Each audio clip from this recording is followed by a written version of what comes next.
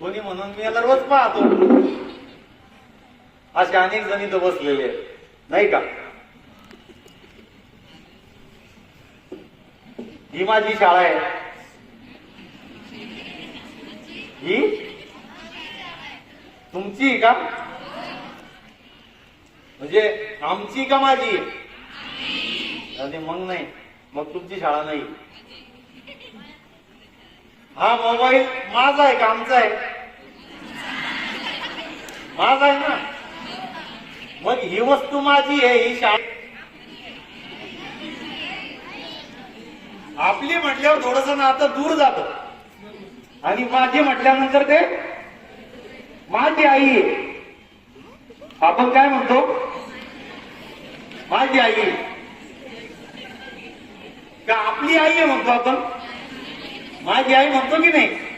तशी ही माझी शाळा आहे. ही शाळा माझी. हे सगळे गुरुजन एकदा डोक्यावर हात घ्या असे, म्हणजे तुमच्या सोबत मलाही त्यांना दंडवत प्रणाम करता येईल. सगळे हातवर घ्या ना डोक्यावर. हात ज्यांना आहेत त्यांनी घ्या बरं का. ज्यांना आहेत त्यांनी घ्या. घेतले? बोला छत्रपती शिवाजी महाराज की जय. बोला छत्रपती संभाजी महाराज की जय. फुले शाहू आंबेडकरांचा विजय असो. माई सावित्रीबाई फुलेंचा विजय असो. 3 जानेवारीला सावित्रीबाई फुलेंची जयंती आहे की नाही? आता मला उद्या थांबता येणार नाही, म्हणजे 3 जानेवारीला मला थांबता येणार नाही. त्या अनुषंगाने दिवाळीच्या सुट्टीमध्ये काळे सरांनी माझं बोलणं झालं होतं की आपल्या कार्यकालामध्ये एखादा कार्यक्रम झाला पाहिजे. म्हटलं सर वर्किंग डेला मी इथं नसतो, ज्या दिवशी शाळा असते सुट्टी असल्यानंतर मी इथे येतो, तुम्हालाही सुट्टी असते. मग तुमची अशी हितगुज साधण्यासाठी मी आज इथं आलो. खरं म्हणजे हा माझा उद्देश होता. मग काळे सरांना फोन केला, म्हटलं काल मला चौखेडला व्याख्यान होतं, उद्या मला शिपोऱ्याला व्याख्यान आहे, मग आजचा दिवस माझ्याकडे आहे. मग म्हटलं सगळ्या शिक्षकांना भेटता येईल, शाळेला भेटता येईल, आणि सगळ्यात महत्वाचं म्हणजे तुम्हाला भेटता येईल. कारण तुमची माझी भेट का व्हायची? तुमच्या चेहऱ्याचा रंग कोणता असावा हे तुमच्या हातात नव्हतं. तुम्ही कोणाच्या पोटी जन्म घ्यावा हेही तुमच्या हातात नव्हतं. या तळ हातावरच्या रेषेमध्ये तुमचं भाग्य सामावलेलं असतं, हेही तुमच्या हातात नव्हतं. परंतु या तळ हातामध्ये तुमचं माझं सगळ्यांचं भाग्य नशीब सगळं सगळं सामावलेलं असतं. हा संदेश सतीश उतरडे तुम्हाला द्यायला हवा.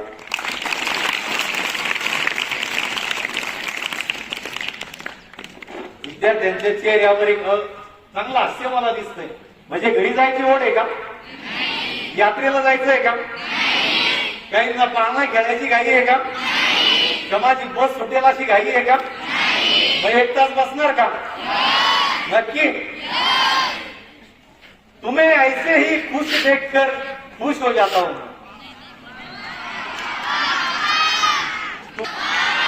और अब आप ही बता दो कि सच्ची मोहब्बत क्या होती है. हे तुमच्या आमच्यातलं प्रेम आहे. आज या ठिकाणाहून बोलताना मी आता सरांनी सांगितलं, माझं जेवढं वर्णन केलं तेवढा मोठा मी नाहीये. माझी उंची असेल दिसते तुम्हाला, पण सरांनी सांगितलं एवढा मोठा मी नाहीये. मी तुमच्यासारखाच विद्यार्थी हो, आणि माणूस आयुष्यभर विद्यार्थी असतो. इथून जी ज्ञानाची शिदोरी मिळाली, इथून जे काही मला मिळालं ते घेऊन मी आज तुमच्या समोर उभा आहे. हल्लीच्या पोरांना शिकलीचं लागीर झालं. लागीर झालं का? मालिका बघता की नाही? हल्लीच्या पोरांना शिकलीचं लागीर झालं, हल्लीच्या पोरांना आर्थिक वर्षाचं लागीर झालं, हल्लीच्या पोरांना मोबाईलचं लागीर झालं. पण काळे सर JBK विद्यालयात आल्यानंतर मला असं जाणवलं की इथल्या विद्यार्थ्यांना मात्र महापुरुषांच्या विचारांचं लागीर झालं. ही सगळ्यात महत्वाची गोष्ट या ठिकाणी. जगाला शांतीचा संदेश देणारे तथागत गौतम बुद्ध, सुख भलिकेसी गोगेले पाय आणि सरोनी जाय पक्ष दोन्ही हा संदेश संपूर्ण विश्वाला देणारे विश्ववंदनी जगद्गुरु संत तुकोबार आहे. स्वराज्य संकल्प शहाजीराजे भोसले, स्वराज्याची प्रेरणा मासाहेब जिजाऊ, वरदवंत नीतिवंत कीर्तिवंत जाणते राजे छत्रपती शिवाजी महाराज, बुद्धिमान पराक्रमी अभ्यासू जिज्ञासू चारित्र्य संपन्न ते शिवराज्य शिवनीती आणि शिवधर्माच्या रक्षणासाठी अखेरपर्यंत लढणारे आमचे शंभूराजे. शिक्षणाची ज्ञानगंगा जनसामान्यांच्या घरापासून गोरगरिबांच्या हृदयापर्यंत पोहोचवणारे महात्मा फुले क्रांतिकारी सावित्रीबाई फुले. मुलामाला गुलामीची जाणीव करून द्या, त्याशिवाय तो बंडकरून उठणार नाही हा तुमच्या आमच्या जीवनाचा मूलमंत्र देणारे. शिका संघटित व्हा आणि संघर्ष करा असा ज्यांनी महामंत्र अवघ्या विश्वाला दिला असे भारतरत्न नव्हे विश्वरत्न डॉक्टर बाबासाहेब आंबेडकर. हातामध्ये दारू घेऊन त्यावर स्वच्छ करीत असताना कीर्तनाच्या माध्यमातून लोकांची अंतर्मने स्वच्छ करणारे संत गाडगे बाबा. हो, शिवचरित्राचा प्रचार प्रसार आपल्या महाराष्ट्रात नव्हे, भारतातही नव्हे, रशियाच्या लेनिन चौकापर्यंत जाऊन ज्यांनी केला असे साहित्य सम्राट लोकशाहीर अण्णाभाऊ साठे. या महामानवांना विनम्र अभिवादन करून आपण एक मुखाने जय घोष करूया. बोला भारत माता की. काय आवाज नाही राहू तुमचा. बोला भारत माता की. आता आवाज आला बघा. महापुरुषांनी या मातीसाठी रक्त सांडलं. छत्रपती शिवाजी महाराजांनी असेल, फुले शाहू आंबेडकरांनी असेल, माई सावित्रीबाई फुलेंनी असेल. सावित्रीबाई फुले नसत्या तर तुम्ही इथं बसलेल्या आज मला दिसल्या नसत्या. आज सरपंच पदापासून राष्ट्रपती पदापर्यंत महिला पोहोचलेल्या आहेत. कुठल्याही क्षेत्रात महिला पाठीमागे नाहीयेत. अगदी भांडणाच्या क्षेत्रामध्ये सुद्धा नाही का. तुम्ही वर्गात भांडताय की नाही, पण सावित्रीबाईंनी शिकवलं नाही वर्गामध्ये तेव्हा, पण तरी सुद्धा आम्ही चांगल्या प्रकारे ते करू शकतो.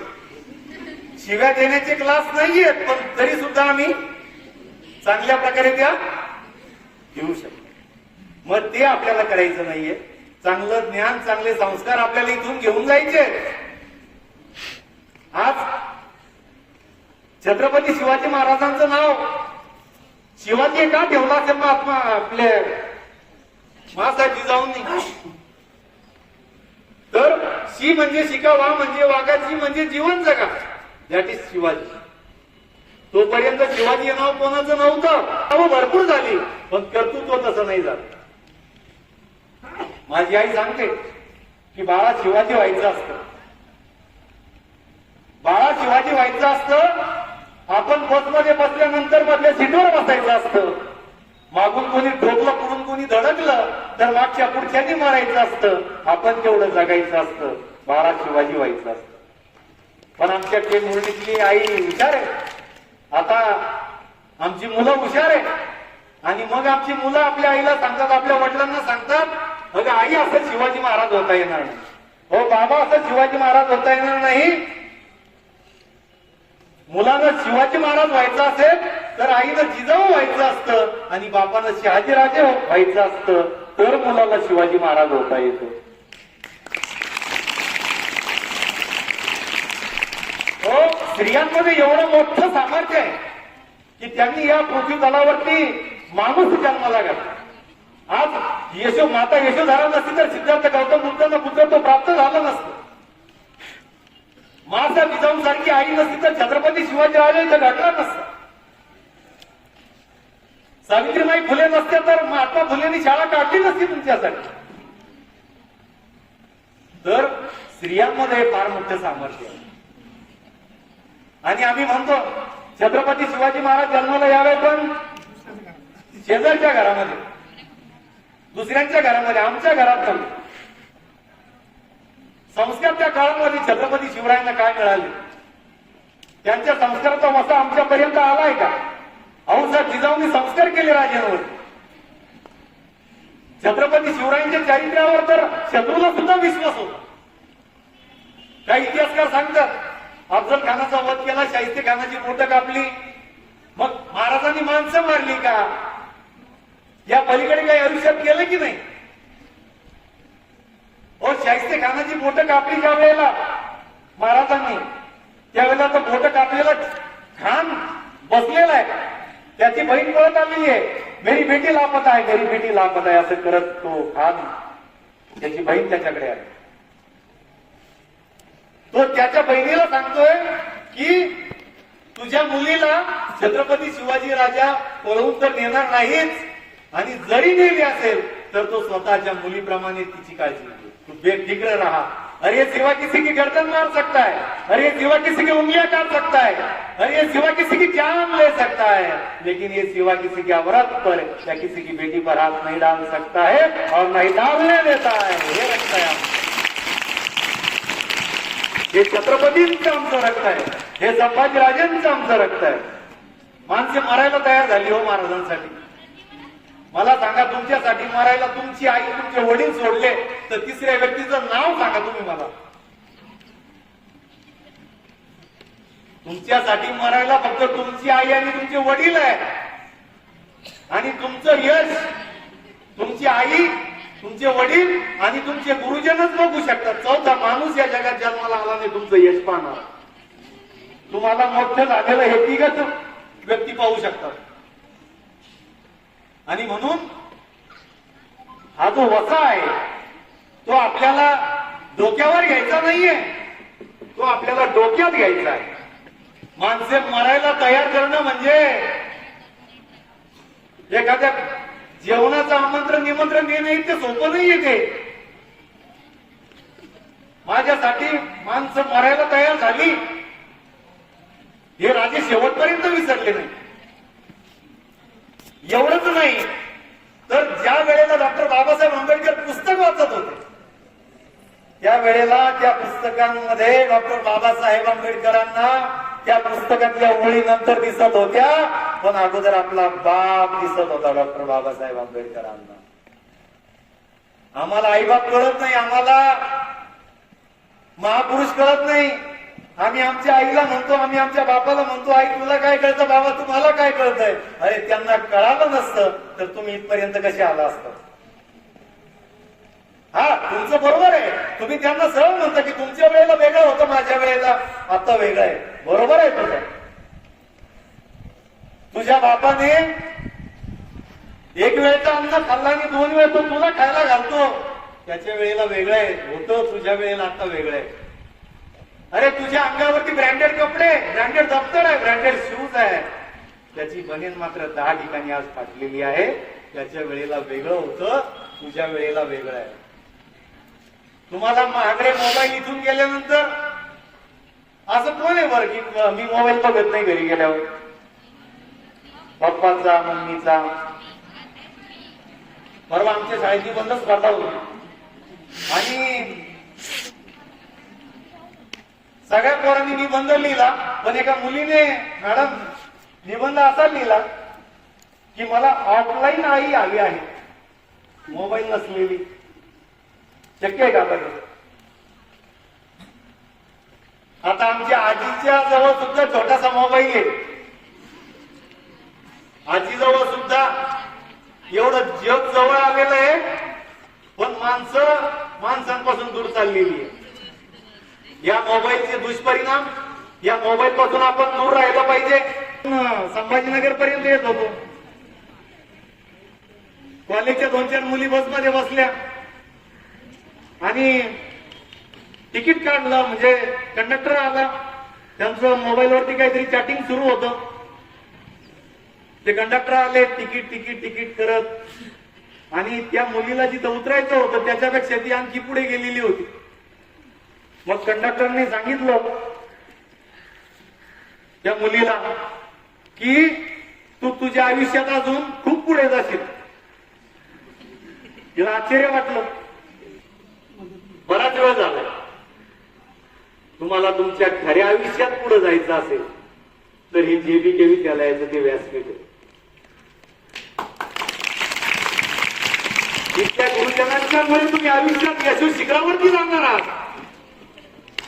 घर के दरवाजे पर घोड़े की नाल लगाने से सफलता नहीं मिलती है, खुद के दोनों पैरों में घोड़े की नाल लगानी पड़ती है, जब सफलता यूं ही मिल जाती है.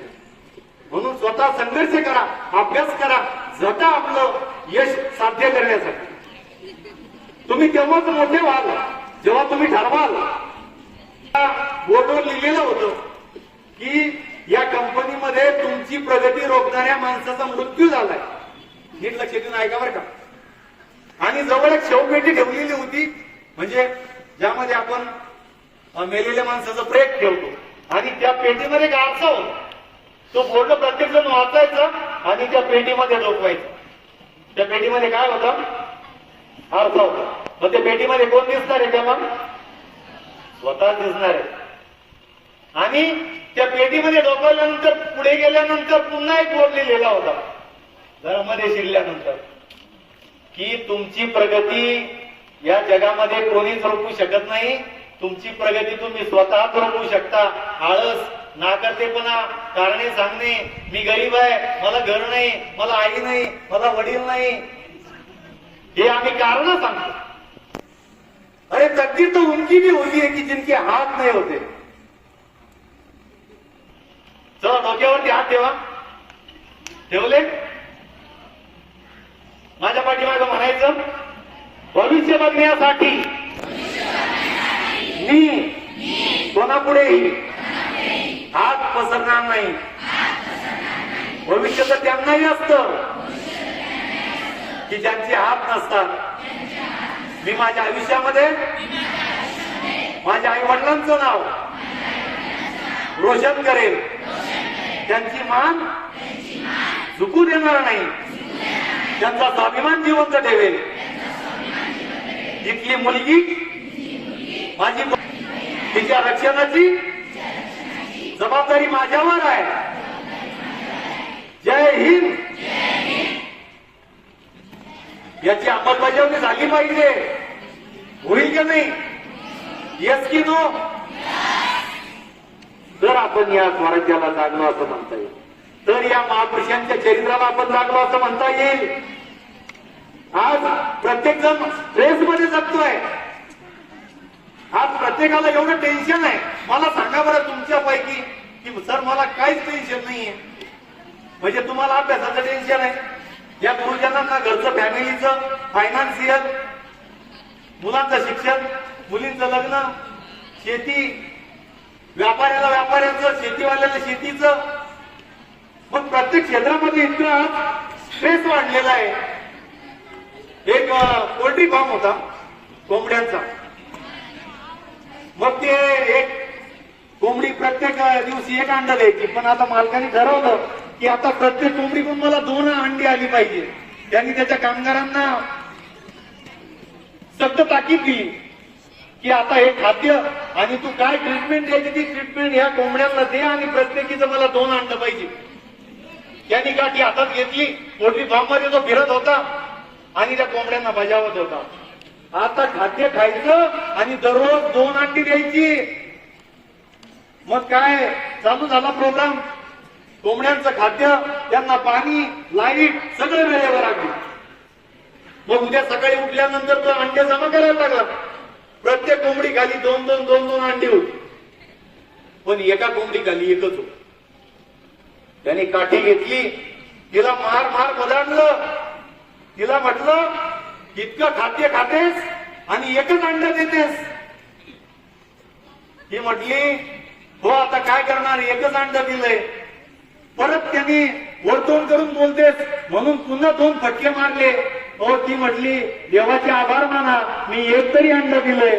तरी पुन्हा त्यांनी 2 फटके मारले. आणखी वरचढ बोलते म्हणून. ती म्हटली देवाचे आभार तरी माना, मी एक तरी अंड दिलंय कारण मी कोंबडा आहे. इतका स्ट्रेस आहे आज. प्रत्येकाच्या डोक्याला ताप आहे, टेन्शन आहे. म्हणजे कोंबड्याला सुद्धा अंड द्यायची वेळ आलेली आहे. म्हणून प्रत्येकाने हा स्ट्रेस बाजूला ठेवून शांत डोक्याने योगा, प्राणायाम आणि आपल्या आरोग्याची काळजी घेऊन आपल्या अभ्यासाची काळजी घेतली पाहिजे. जिसने खुद को खर्च किया, जिसने खुद को खर्च किया इस दुनिया ने उसे गूगल पर सर्च किया. म्हणून तुमचं नाव जेबीके विद्यालयाचा विद्यार्थी म्हणून लोकांनी गुगलवर सर्च करावं. एवढं चांगलं कर्तृत्व तुमचं असलं पाहिजे. वाईट नाही, चांगलं कर्तृत्व तुमचं असलं पाहिजे. आणि एकटे पडल्यावर कधीच उदास होऊ नका. की मी कसा लढू? अरे सूर्य एकटाच असतो, तो अख्ख्या जगाला प्रकाशमान करतो. म्हणून तुमच्या धमकीनं, तुमच्या कर्तृत्वानं चमकत राहा. तुमचा जय जयकार झाल्याशिवाय राहणार नाही. राष्ट्रसंत तुकडोजी महाराज म्हणतात की तुझ्या एकट्याची माळ तुझ्या गुरुदेवाला घाल. म्हणून कधीच संकटाला घाबरू नका. खरं सौंदर्य कशात आहे?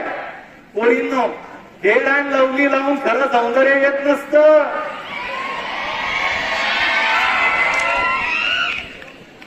खरं सौंदर्य काय असतं?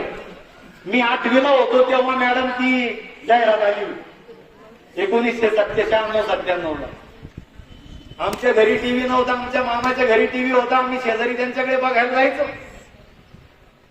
मग ती फेअर अँड लवलीची जाहिरात सुरू झाली की त्यात दाखवायचे पहिले हफ्ते में इतना गोरा, दुसरे हफ्ते में इतना गोरा, आणि तिसऱ्या हफ्ते में तो ऐश्वर्या राय सारखाच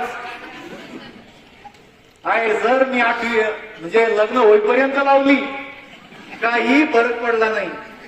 शेवटी मामानेच मला मुलगी दिली. म्हणून अशा फेअर अँड लवलीच्या नादी लागून आपलं सौंदर्य येत नसतं. खरं सौंदर्य काय असतं? खरा आनंद काय असतो? अरे सावित्रीबाई फुल्यांना या समाजकंटकांनी दगड मोठे शेणामातीचे गोळे फेकून मारले, तरी मला या मुलींना शिकवायचं आहे. आणि मुलींना शिकवण्याचा जो आनंद होता ते खरं सौंदर्य आहे.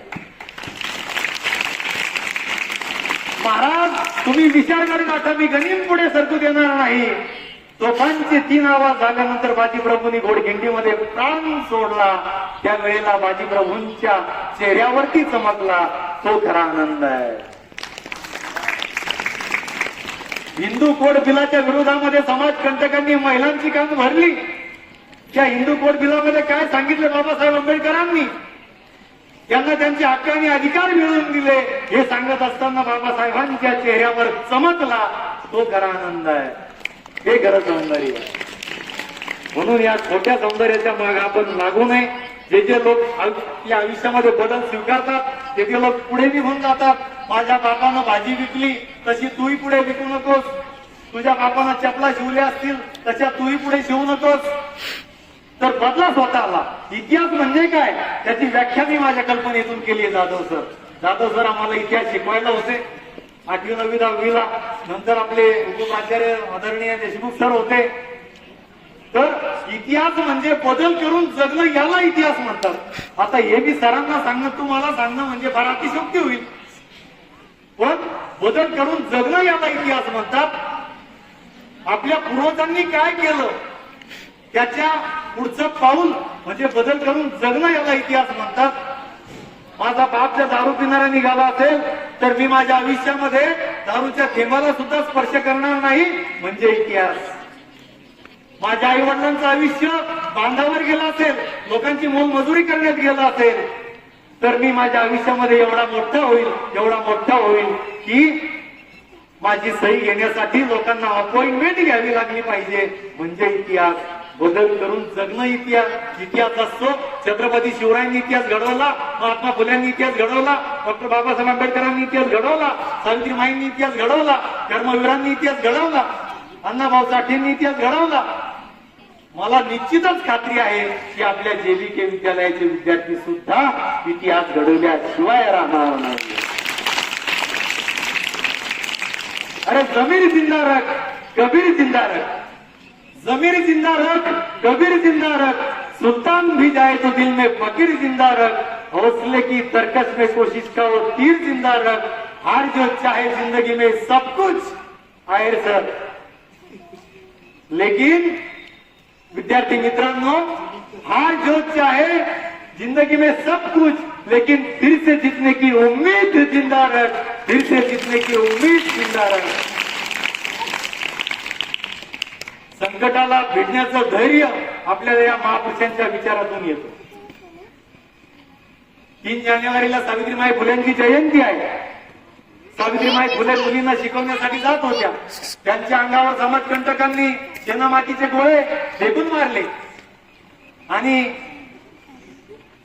सावित्रीमाई पहिला दगड मारला, डोक्याला लागला, दुसरा मारला, पाठीला लागला, तिसरा मारला, पायाला लागला, रक्त भंबाळ झाली सावित्री.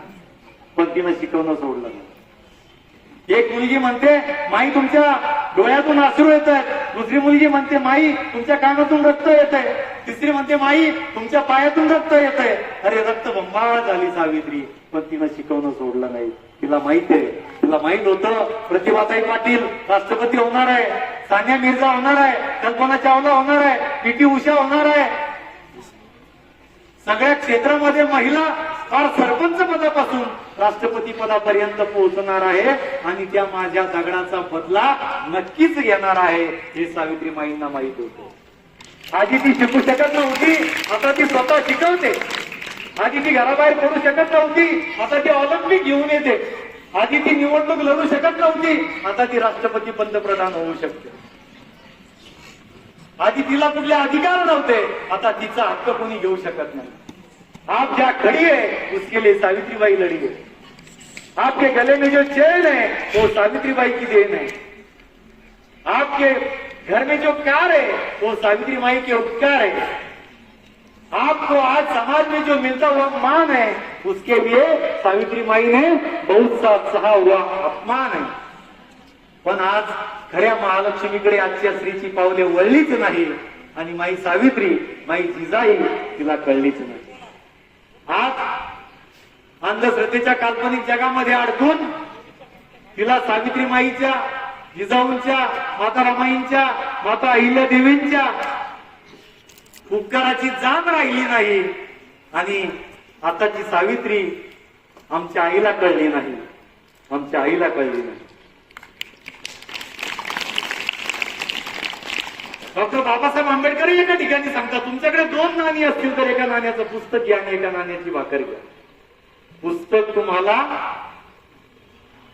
काय करेल? पुस्तक तुम्हाला भाकर तुम्हाला जगवेल आणि पुस्तक तुम्हाला जगण्याची कला शिकवेल. काय विचार आहेत बाबासाहेब आंबेडकरांचे.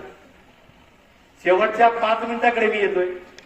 सांगण्यासारखा विषय हा फार मोठा आहे की महापुरुषांच्या चरित्रातून आपण काय शिकावं, त्या अनुषंगाने आपण वर्तमानात कसं वागलं पाहिजे, कसं जगलं पाहिजे.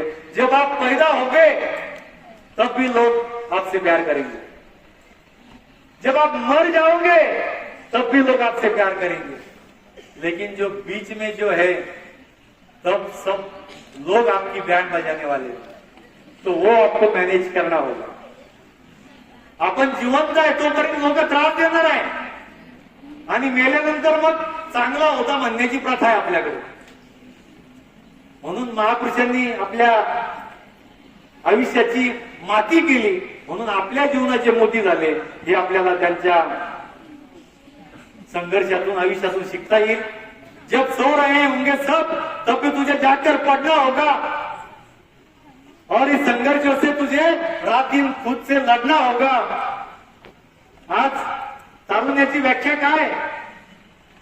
या सगळ्या महापुरुषांची पुस्तक वाचत असताना, आता अभ्यास नाही म्हणणार मी, पण पुस्तक वाचत असताना खरं म्हणजे तारुण्याची व्याख्या मला कळाली की मला एवढं मोठं व्हायचंय, एवढं मोठं व्हायचंय की या जगामधल्या प्रत्येक माणसानं मला सलाम केला पाहिजे, मला सॅल्यूट केला पाहिजे. एवढं मोठं मला व्हायचंय. माझ्यामुळे माझ्या आई वडिलांचा ऊर भरून आला पाहिजे. मी जिथं जिथं जाईल तिथं तिथं लोकांनी माझ्यासाठी टाळ्या वाजवल्या पाहिजे. असं करता करता करता करता मला महापुरुषांच्या चरित्राचा शोध लागला आणि मग कळालं की माणसाच्या यशाचं, तारुण्याच्या यशाचं खरं रहस्य कशात असतं तर ते महापुरुषांच्या चरित्रात असतं. हे मला या ठिकाणी वाचन केल्यावर कळालं. म्हणून आपण वाचन करणं हे महत्वाचं आहे. पाठीवरचा इतिहास पुसला जाईल, कागदावरचा इतिहास फाडला जाईल, पण इथल्या माणसांच्या काळजावरती या महापुरुषांच्या पराक्रमाचा जो इतिहास कोरला गेलाय तो कदापि मिटणार नाहीये. मी तुम्हाला सांगेल, तुम्हाला सैराट व्हायचंय ना, व्हायचंय की नाही सैराट? अरे वा सैराट, औसाहेब जिजाऊंसारखं ज्यांनी छत्रपती शिवाजी राजा घडवलं. वा सैराट, सावित्रीबाई फुल्यांसारखं ज्यांनी इथल्या मुलीला शिक्षण दिलं. वा सैराट, त्यागमूर्ती माता रमाईंसारखं ज्यांनी बाबासाहेबांना जर माता रमाई नसत्या तर डॉक्टर बाबासाहेब आंबेडकर आपल्या देशासाठी संविधान लिहू शकले नसते पोरांनो. अरे वा सैराट अहिल्यामाई होळकरांसारखं ज्यांनी महिलांची फलटण या ठिकाणी तयार केली आणि हे स्वराज्य पुढे नेण्याचं काम केलेलं आहे. अशा या महापुरुषांवर बोलताना शेवटचे 3 मिनिटं माझ्याकडे आहेत की मुलींना मी सांगून जाईल की आज समाजामध्ये ज्या घटना घडतायत त्या घटनेला कुठेतरी आपण आपल्यामध्ये या महापुरुषांच्या विचारांचा कुठेतरी आपण कमी पडत चाललेलो आहे. म्हणून इथली बहीण आपली जबाबदारी आहे. आपल्या आईवडिलांची मान खाली जाणार नाही असं मुलीनं वागावं आणि आपल्या बापाने कोणापुढे हात पसरू नये असं लेकानं जगावं. तरी पण लवकर कळालं तुम्हाला. तर आपल्या आयुष्यामध्ये आई आणि वडील हे 2 असे व्यापारी आहेत की ते आपल्यासाठी कायम टोक्यामध्ये जातात.